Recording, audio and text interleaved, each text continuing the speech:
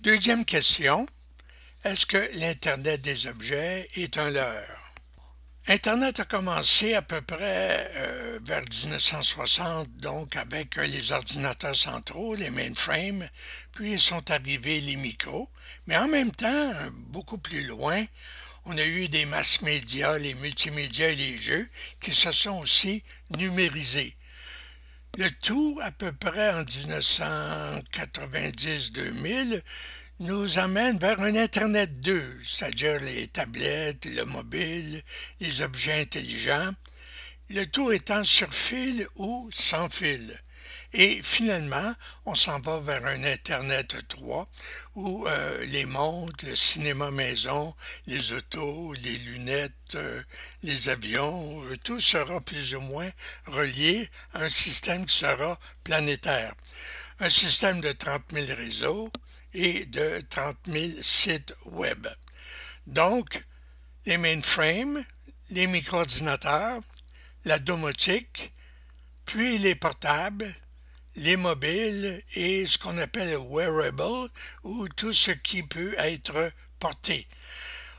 On a déjà vu les lunettes arriver, on voit maintenant les montres qui s'en viennent et avec une forme de domotique, la climatisation, les jouets personnalisés, la musique, la sécurité pour les portes, la climatisation, les lumières, tout ça parce que la géolocalisation est en train de s'organiser et de se mettre partout en place dans toutes les grandes villes du monde. Bientôt, pour certains c'est maintenant, les casquettes, les lunettes, les colliers, des écouteurs, les montres, même les bas et les souliers, c'est ce qu'on appelle le monitorage pour la sécurité et la santé qui se met en place.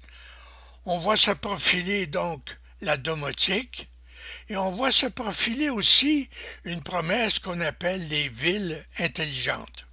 Derrière tout ça, il y a des villes numériques où on offre des services et des villes intelligentes où on offre une participation, donc il y a une grande différence entre les deux.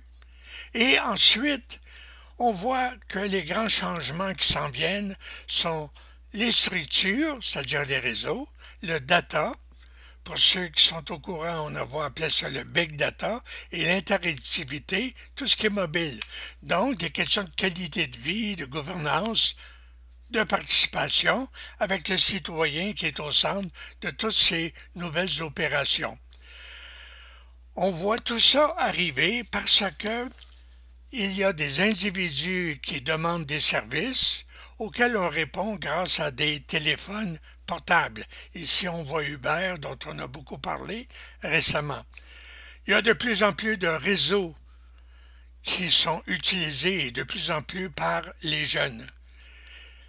Derrière, dans 2, 3, 4 ou 5 ans, arrivent ce qu'on va appeler les magazines sur des feuilles de plastique qu'on peut rouler, transporter, etc. Et même éventuellement, on parle éventuellement de circuits qu'on mettrait dans le corps humain et ça peut aller même beaucoup plus loin qu'on le voit ici avec les travaux en génétique. Mais c'est des promesses, mais ça pose un tas de problèmes sur le plan éthique. Comme on l'a vu, des mainframes au micro, les micros aux portables, les portables aux smartphones, finalement les appareils portables et la tendance est très claire, on s'en va vers l'individu qui va baigner dans l'information. Ça pose un tas de problèmes. Quelle sera la liberté de choix et est-ce qu'il y aura des formes d'espionnage ou autres? Comme vous voyez, on a vécu dans un temps où les grandes compagnies mangeaient les petites, et là on arrive au moment où les petites commencent à manger les anciennes grandes compagnies. Vous pouvez consulter les prochains maîtres du monde ou les côtés obscurs de l'Internet aux adresses suivantes. Avez-vous des idées? Avez-vous des commentaires? J'espère que vous allez nous envoyer ces commentaires.